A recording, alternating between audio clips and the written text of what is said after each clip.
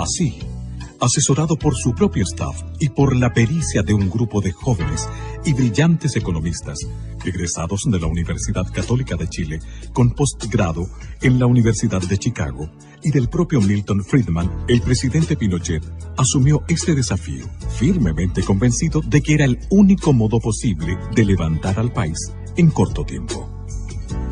El 14 de septiembre de 1973 se integró a este equipo el economista Sergio de Castro, asesor del ministro de Economía Fernando Lenis y uno de los redactores del célebre documento denominado El Ladrillo, que más adelante se convertiría en el líder de los economistas liberales que diseñaron y dieron vida al milagro chileno. Los militares ordenaron todo este asunto del país. Estoy escuchando su conversación y sabe que lo más importante es que una vez que los militares ingresaron al gobierno, automáticamente el marxismo se terminó. Y la guerra también. Ojalá hubiese sido así, porque a partir del 11 de septiembre del 73 se renovó con mayor fuerza la guerra irregular. Tata, ¿qué es la guerra irregular? ¿No son tan guerras? Mira, son guerras no como las tradicionales, es cuando no se ve el enemigo de cara. Eso es terrorismo. Es lo que pasa con las FARC, con los talibanes. Chuta, ¿y eso pasó aquí en Chile, Tata? Sí, y muchas cosas más. Porque a partir del 11 de septiembre del 73 vinieron muchos problemas, pero hay muchos que lo niegan. ¿Sabes, Tata? No entiendo nada. No te preocupes, yo te voy a explicar. La guerra irregular, atentado al presidente y Carrizal Bajo. Durante el gobierno de Allende, el senador comunista Volodya Teitelboy comentó públicamente que morirían entre 500.000 a 1.000.000 de chilenos al estallar la guerra civil. Yo recuerdo el mismo 11 de septiembre, por el puesto en que a mí me tocó ir a servir, cuando trajeron el armamento recuperado de la casa del presidente de la República, de Tomás Moro. Y aparecieron los fusiles AK-47, los famosos Kalashnikov, este fusil tan en esos años propio del Pacto de Varsovia, o sea, toda la gente de la órbita soviética. Si esta guerra civil nunca llegó a cumplir su sangriento objetivo, fue gracias al trabajo de los servicios de seguridad e inteligencia de las Fuerzas Armadas y de Orden, las que debieron enfrentar un largo estado de guerra irregular que costó la vida a varios de sus miembros. Evidentemente que existía una guerra no regular, una guerra no declarada, pero existía. Nosotros los carabineros sufrimos muchas bajas, nos mataron mucha gente. Todo ese impacto nos llevó a concluir de que habían estas bandas organizadas con mucho poder y hubo que organizar servicios de seguridad que lucharon intensamente contra esa gente y no como se dice actualmente. Se luchó contra los opositores del gobierno militar, ¿no? Por consecuencia, esto los obligaría a aceptar que el calificativo recurrente de asesinos, en realidad, se lo merecen quienes armaron a jóvenes inexpertos para enfrentarse al ejército institucional y no los miembros de este, que por obligación profesional debieron reprimir a un ejército irregular. Hoy puedo afirmar que por suerte no obtuvimos la victoria, porque de haber sido así, teniendo en cuenta nuestra formación y el grado de dependencia con Cuba, hubiéramos ahogado el continente en una barbarie generalizada.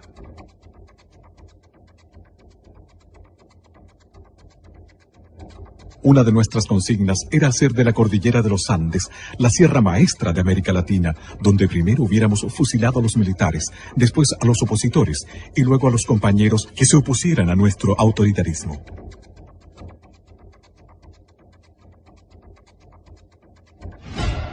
Este estado de guerra irregular solo fue evidente para la ciudadanía a través de algunos hitos que trascendieron hacia la opinión pública, como los secuestros y asesinatos de relevantes personajes del quehacer nacional. El decomiso de los arsenales clandestinos de Carrizal Bajo y el intento de magnicidio contra el presidente de la República. Todo esto se prepara a fines del 83.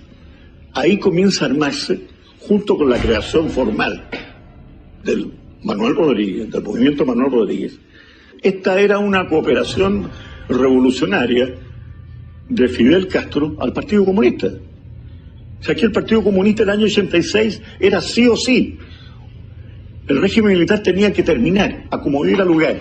Pese a que la Constitución de 1980 dejaba establecidos los plazos para transferir el poder a quienes el pueblo eligiera en los procesos electorales de 1988 y 1989, como efectivamente sucedió, el 14 de diciembre de 1983 surgió la organización autodenominada Frente Patriótico Manuel Rodríguez.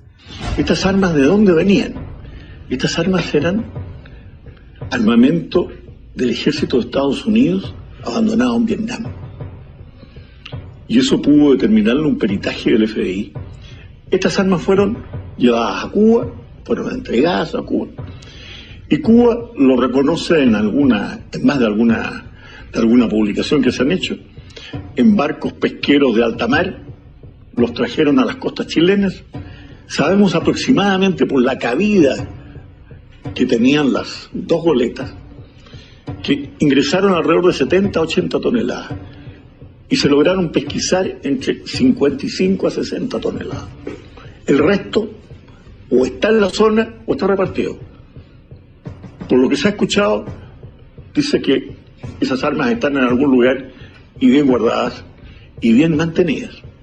Esta fue una larga investigación, hubo más de 60, 70 procesados, detenidos, fueron condenados, y los más importantes de estos se fugaron en una gran fuga de febrero o enero del año 90. Y los otros, los otros están amnistiados, indultados, desde luego ninguno en Chile. Ahora, ¿qué iban a hacer con 4.000, 5.000 M16? ¿Tenían 4.000, 5.000 combatientes? Había mucho combatiente preparado. Mucho combatiente preparado en Cuba, en Angola, en Nicaragua. Habían oficiales que sí prepararon esto.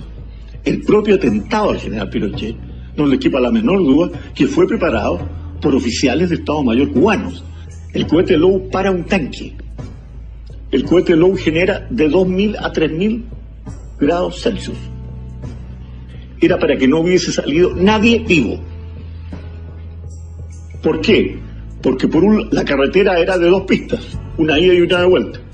Cerraron una pista con un vehículo, con una casa rodante. Al otro lado había una quebrada de 200 metros. Había un pequeño murallón de 20 metros al otro lado. Y por el camino hacia el oriente lo cerraron con una camioneta Loop con 6 hombres, con Low y con M16. Eran alrededor de 21 o 22 hombres. A uno de los vehículos adelantados los carbonizan con un Low. Los matan a los 4 que han convertido en carbón. Miguel Pinochet iba en un Mercedes-Benz. Iban 2. Ellos no sabían en cuál de los 2 iba, pero eran autos blindados. Y le dispararon por todos lados, le tiraban granadas, los autos saltaban. La reconstrucción de escena estaba clarísimo. Pero los autos resistieron absolutamente. Y cuando llega el momento en que uno le dispara un Lobo, esos que paran un tanque, ahí yo creo absolutamente en los milagros, pero en este caso es un milagro científico, que el Lobo, para prepararse, entonces para explosar, requiere de un mínimo de distancia, requiere a lo menos 25 a 30 metros para prepararse, porque si no, muere el tirador. Bueno, aquí este hombre se acercó para asegurar el blanco y disparó a 10 metros. Y el Lobo no estalló.